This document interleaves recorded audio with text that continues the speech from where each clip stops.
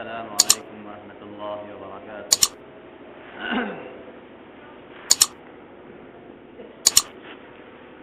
اللهم صل وسلم وبارك وسلم كما تحب وترضى عدد ما تحب وترضى.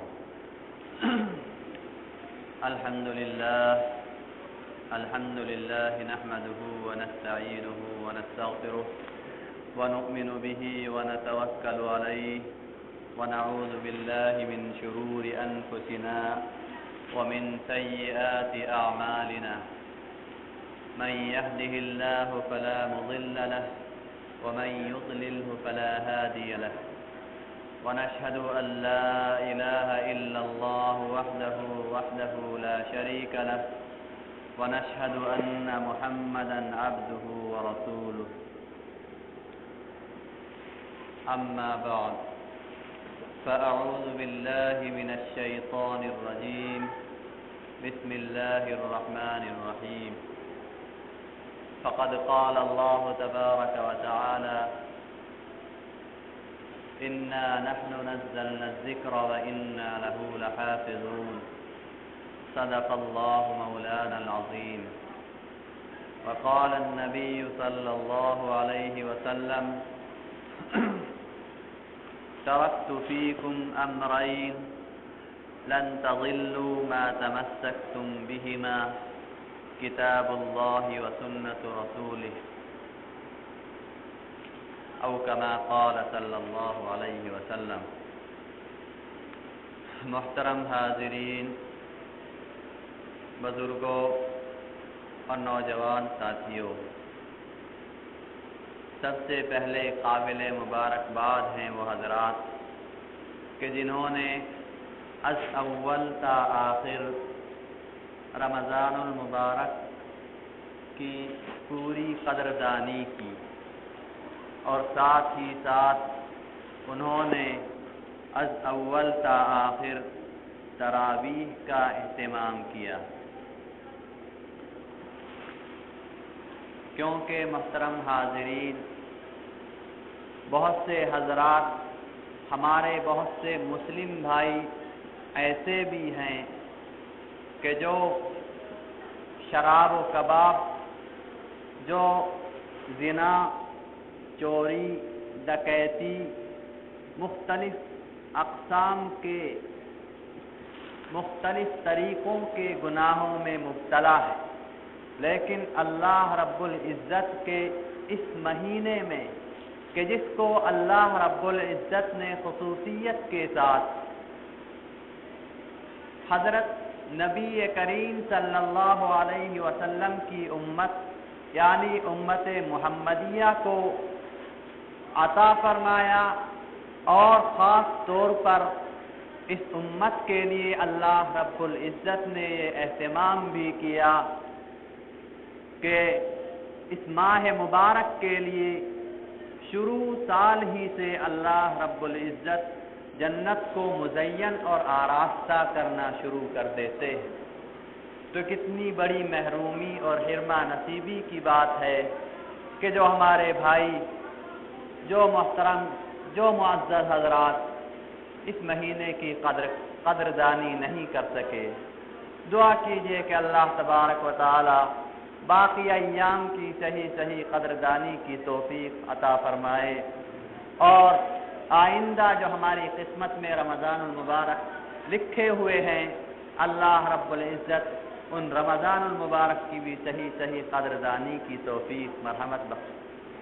آمین. محترم حاضرین، قرآن کریم ایک عظیم انقلابی کتاب ہے. قرآن کریم ایک عظیم انقلابی کتاب ہے. حافظ صاحب رہے آپ یہاں آئیں. بات کرنے کے لیے کوئی مخاطب ہونا چاہیے، اب سب تو نیچے گردن کر کے بیٹھے. قرآن کریم ایک عظیم انقلابی کتاب ہے. وکیل کچہری کے اندر پہنچتا ہے، وہ دعویٰ دائر کرتا ہے، کوئی بھی وہ دعویٰ پیش کرتا ہے، اس کے بعد اس کے دلائل سامنے آتے ہیں. ایک مسلم ہونے کی حیثیت سے اور ایک امت محمدیہ کا فرد ہونے کی حیثیت سے میں نے ایک دعویٰ قائم کیا۔ قرآن کریم ایک عظیم اور انقلابی کتاب۔ نمبر 1 قرآن کریم کا عظیم ہونا، نمبر 2 قرآن کریم کا انقلابی ہونا۔ اللہ رب العزت نے اس دنیا کے اندر جب سے دنیا قائم ہوئی، اللہ رب العزت نے اپنے بندوں کی رہنمائی کے لیے، اپنے بندوں کی صحیح اطاعت کرانے کے لیے اس دنیا کے اندر تقریباً 1,70,000 انبیاء کم و بیش کو مبعوث فرمایا، اور ساتھ ہی ساتھ ان کو مختلف کتابیں اور مختلف صحیفے بھی عطا کیے۔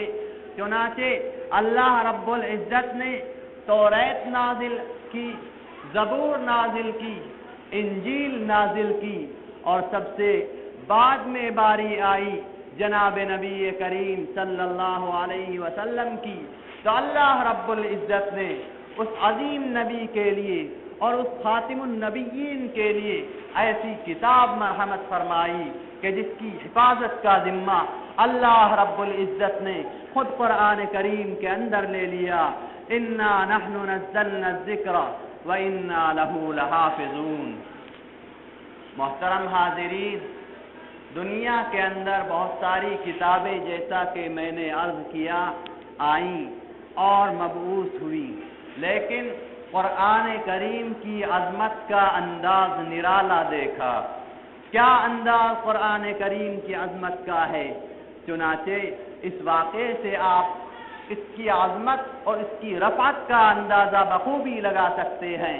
حضرت انس رضی اللہ تعالی عنہ صحابی رسول ہیں۔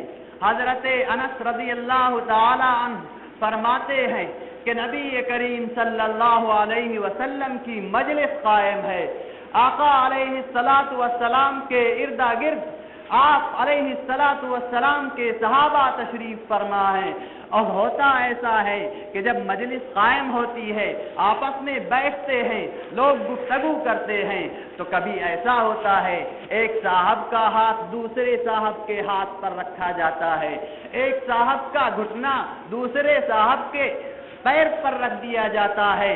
تو ایسے میں حضرت انس رضی اللہ تعالی عنہ کہتے ہیں کہ سید الکونین تاجدار مدینہ سرور دو عالم صلی اللہ علیہ وسلم کا گھٹنا میرے پیر پر رکھا گیا۔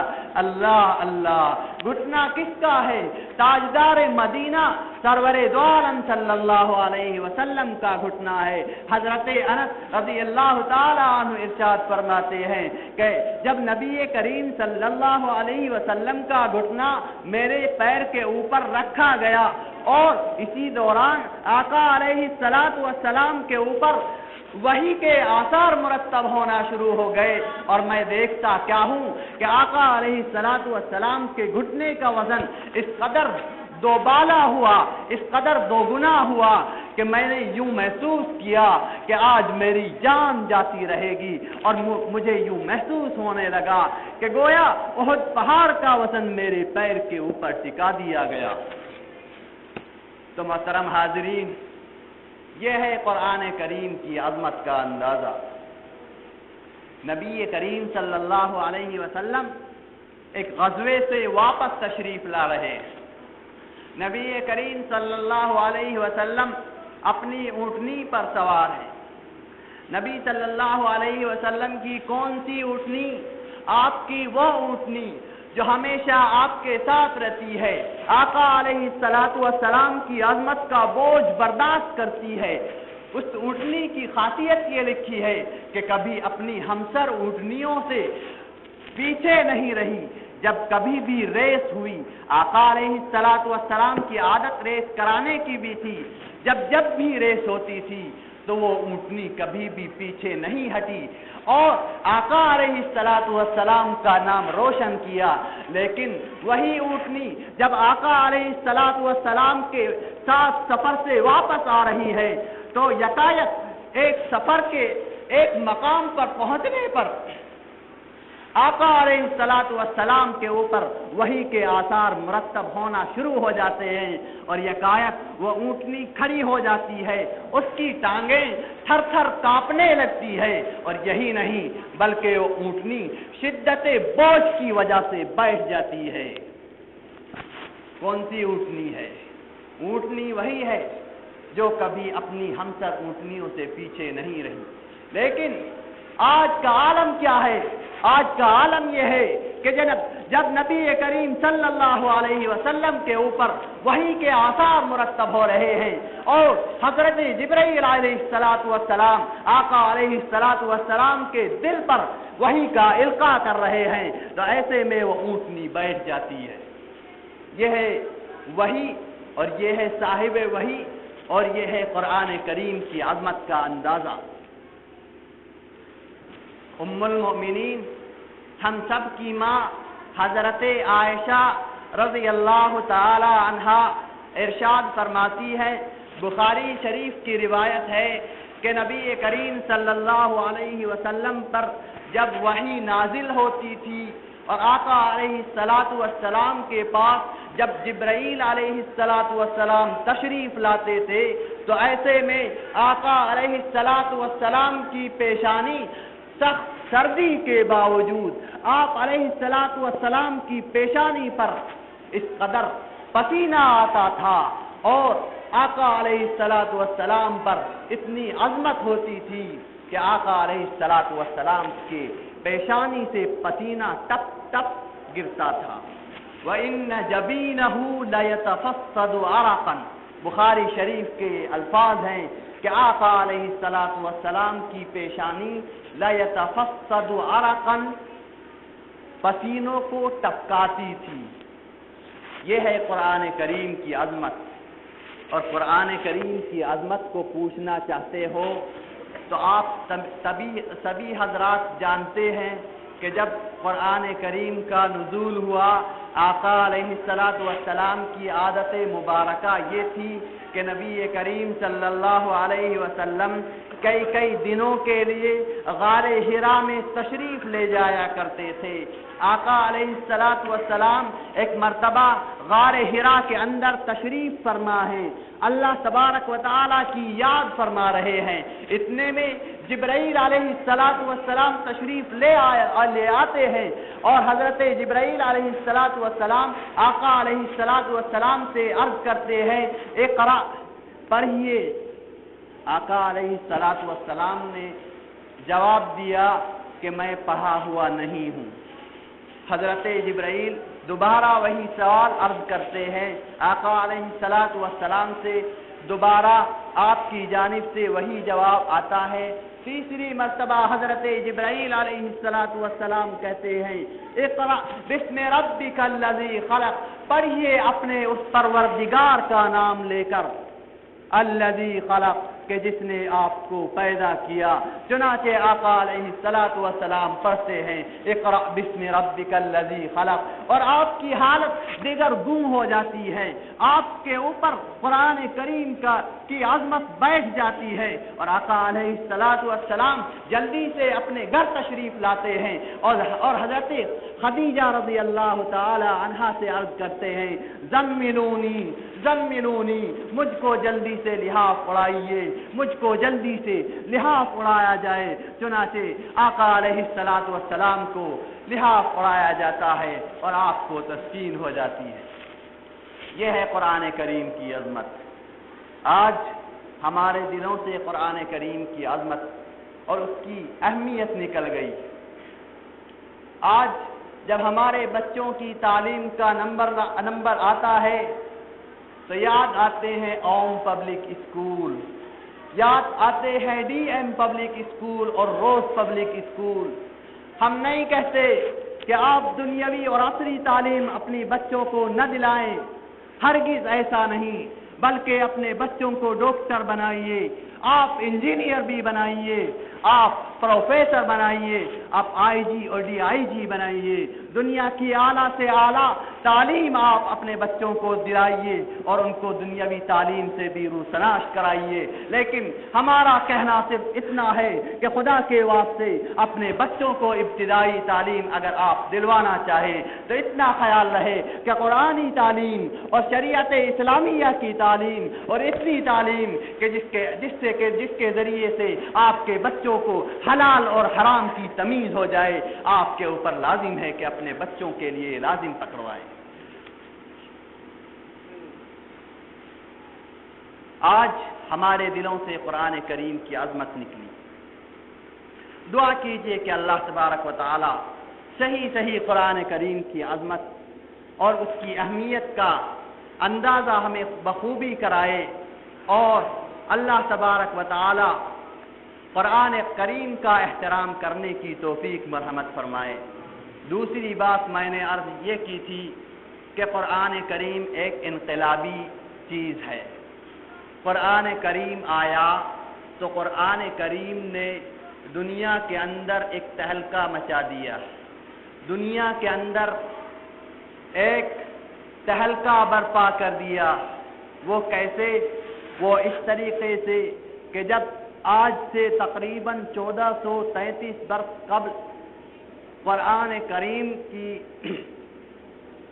عظمت اور اس کی اہمیت کا اللہ تبارک و تعالی نے دنیا اور اہل دنیا کو اندازہ کرانا چاہا تو اللہ رب العزت قرآن کریم کے اندر اس بیان کو اور اس حکایت کو نقل کرتے ہیں، اِنَّا عَرَضْنَا الْأَمَانَةَ عَلَى السَّمَاوَاتِ وَالْأَرْضِ وَالْجِبَالِ فَأَبَيْنَ أَن يَحْمِلْنَهَا وَأَشْفَقْنَ مِنْهَا وَحَمَلَهَا الْإِنسَانُ إِنَّهُ كَانَ ظَلُومًا جَهُولًا، کہ ہم نے اس امانت کو، ہم نے اس قرآن کریم کو آسمانوں، زمینوں اور پہاڑوں کے سامنے پیش کیا کہ تم اس کو قبول کر لو، لیکن انہوں نے اس کے قبول کرنے سے انکار کر دیا۔ وَحَمَلَهَا الْإِنسَانُ، اور انسان نے اس کو برداشت کر لیا اور قبول کر لیا۔ إِنَّهُ كَانَ ظَلُومًا جَهُولًا، بلا شبہ انسان ظالم اور جاہل۔ تو قرآن کریم کس پس منظر میں نازل ہوا؟ عرب کی حالت آپ کو بخوبی معلوم ہے۔ عرب کے بدو، جس کو اقوام عالم بدو، جاہل، عرب اور ایسے القاب سے نوازا کرتی تھی کہ جن کی کوئی حیثیت ہی دنیا والوں کے سامنے نہیں تھی، چنانچہ ان کی حالت ایسی تھی، قتل و غارت گری کے اندر وہ ایسے چالاک تھے کہ جس طریقے سے جنگل کا درندہ اپنے شکار کو شکار کر لیتا ہے اور فوراً قتل کر دیا کرتا ہے، اسی طریقے سے عربوں کی حالت یہی تھی۔ اور ساتھ ہی ساتھ اندازہ ان کی جہالت کا اس بات سے بھی لگا سکتے ہیں آپ حضرات کہ وہ لوگ اپنی بچیوں کو پیدائش کے فوراً بعد درگور کر دیا کرتے تھے، اور یہی نہیں بلکہ جب باپ کا انتقال ہو جایا کرتا تھا تو اپنی ماں کو بیوی کی حیثیت سے اپنی وراثت کے اندر لے لیا کرتے تھے۔ تو محترم حاضرین، جب قرآن کریم ایسی قوم کے اوپر نازل ہوا تو اللہ رب العزت نے اس قرآن کریم کے ذریعے ایسا انقلاب برپا کیا کہ وہی عرب کے بدو، جن کو لوگ جاہل اور گوار شمار کیا کرتے تھے، پوری دنیا کے راہبر اور پوری دنیا کے پیشوا بن گئے۔ آقا علیہ الصلوۃ والسلام ایک مرتبہ جب کفار مکہ نے مدینے کے اوپر حملہ کیا تو نبی کریم صلی اللہ علیہ وسلم اپنے صحابہ کے ساتھ خندق کھودنے کے اندر مشغول تھے۔ یکایک ایک چٹان آ پڑتی ہے جس پر صحابہ اپنی ہمت اور اپنی زور افزائی کرتے ہیں، لیکن صحابہ اس کو کھود نہیں پاتے ہیں۔ یکایک آقا علیہ الصلوۃ والسلام ادھر سے تشریف لاتے ہیں اور ایک کدال جو ہی مارتے ہیں وہ خندق ٹکڑے ٹکڑے ہو کر بکھر جاتا ہے۔ آقا علیہ الصلوۃ والسلام اس موقع پر ارشاد فرماتے ہیں، اے میرے صحابہ، ایک ایسا موقع آنے والا ہے کہ تم دنیا کے اوپر رہبری کرو گے اور دنیا کی سالاری کرو گے، اور شاہ کسرا اور شاہ فارس کے کنگن تمہارے ہاتھوں میں ہوں گے اور ان کے تاج تمہارے سروں پر ہوں گے۔ صحابہ نے عرض کیا اور صحابہ کا خیال یہ ہوا کہ ایسا کیسے ممکن ہو سکتا ہے، ہم مٹھی بھر جماعت ایسا کیسے ممکن کر سکتے ہیں؟ لیکن ہوا بھی ایسا، چنانچہ شاہ فارس اور شاہ ایران اس طریقے سے تحت نحت ہو گئے کہ دنیا کے اندر آج ان کا کوئی نام لینے والا باقی نہیں۔ قرآن کریم ایک انقلابی کتاب، کیا دلیل؟ حضرت عمر رضی اللہ تعالی عنہ اسلام قبول کرنے سے پہلے آقا علیہ الصلاۃ والسلام کے کٹر اور ازلی دشمن ہیں۔ کفار دار الندوہ میں جمع ہیں، میٹنگیں ہو رہی ہیں۔ آقا علیہ الصلاۃ والسلام کے آ جانے کے بعد ان لوگوں نے کہا کہ اس شخص کے آ جانے کے بعد اور اس کے دعوی نبوت کر لینے کے بعد ہم لوگوں کے اندر تفریق ہو گئی اور ایک طریقے کی بے چینی پیدا ہو گئی، چنانچہ ایسا کیا جائے اس شخص کو، اس نبوت کو اور اس صاحب نبوت کو سرے سے ختم کر دیا جائے۔ چنانچہ مشورہ ہو جا رہا ہے۔ ادھر سے حضرت عمر رضی اللہ تعالی عنہ، اسلام قبول کرنے سے پہلے کا زمانہ ہے، آپ تشریف لا رہے ہیں۔ آپ حضرت عمر رضی اللہ تعالی عنہ کے سامنے کیفیت بیان کی گئی۔ حضرت عمر کہتے ہیں کہ یقیناً آج میں یہ کام کرنے والا ہوں جس کے انتظار میں اور جس کی تمنا میں تم لوگ لگے ہوئے ہو۔ چنانچہ حضرت عمر رضی اللہ تعالی عنہ تلوار سونتتے ہیں اور دار ارقم کی طرف رخ کر لیتے ہیں، اور آقا علیہ الصلاۃ والسلام اپنے 40 صحابہ کے ساتھ، اپنے 40 جان نثاروں کے ساتھ تشریف فرما ہیں۔ حضرت عمر رضی اللہ تعالی عنہ تشریف لا رہے ہیں، درمیان میں حضرت نعیم رضی اللہ تعالی عنہ سے ملاقات ہو جاتی ہے۔ حضرت نعیم رضی اللہ تعالی عنہ تیکھے تیور دیکھ کر بھاپ جاتے ہیں کہ حضرت عمر رضی اللہ تعالی عنہ کا انداز نرالا ہے، حضرت عمر کا انداز تیکھا ہے، معاملہ کچھ نرالا نظر آتا ہے۔ چنانچہ عرض کر دیتے ہیں اور دریافت کر لیتے ہیں کہ عمر مسئلہ کیا ہے؟ آج تلوار تمہاری ہاتھ میں ہے، معاملہ کیا ہے؟ حضرت عمر رضی اللہ تعالی عنہ جواب دیتے ہیں کہ آج اس نبی، اس صاحب نبوت کو میں ختم کرنے کے لیے چلا جا رہا ہوں کہ جس نے ہماری امت کے اندر تفریق پیدا کر دی ہے اور پوری امت بددلی کا شکار ہے۔ چنانچہ حضرت نعیم رضی اللہ تعالی عنہ عرض کرتے ہیں کہ عمر یاد رکھو، تم اس شخص کے پاس جانے سے پہلے اپنے بہن اور بہنوئی کے پاس تشریف لے جاؤ، کیونکہ تمہارے بہن اور بہنوئی خود ایمان کا مزہ چکھ چکے ہیں۔ حضرت عمر رضی اللہ تعالی عنہ الٹے پیر واپس چلے جاتے ہیں اور اپنے بہن اور بہنوئی کی خبر لیتے ہیں، اس قدر مارتے ہیں کہ خون کے فوارے چھوٹ جاتے ہیں۔ لیکن آخر میں حضرت عمر رضی اللہ تعالی عنہ کو کچھ ہوش آتا ہے، کچھ رحم آتا ہے اور عرض کرتے ہیں کہ لاؤ دکھاؤ تم لوگ کیا پڑھ رہے تھے۔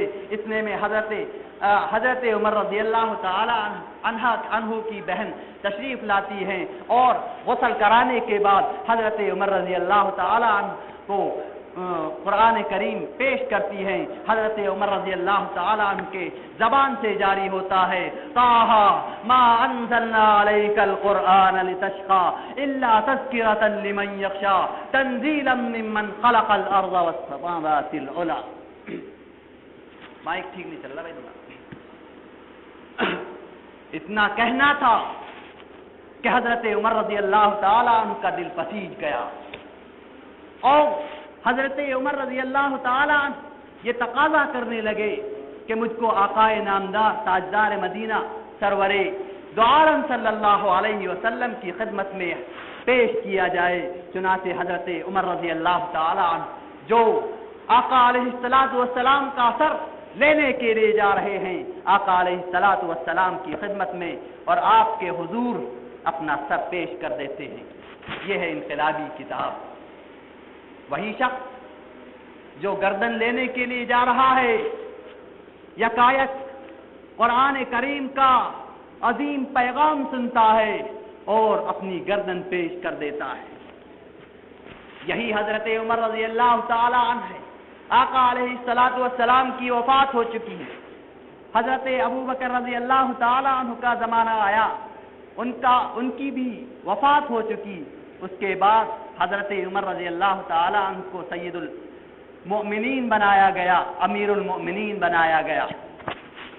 ایک مرتبہ ایسا ہوا کہ حضرت عمر رضی اللہ تعالی عنہ امیر المؤمنین مکے کے اطراف میں سفر کر رہے ہیں، یکایک ایک پہاڑی پر چڑھتے ہیں، پورا قافلہ حضرت عمر کے پیچھے ہے، یکایک حضرت عمر کھڑے ہو جاتے ہیں اور وادی کے اندر دیکھنا شروع کر دیتے ہیں۔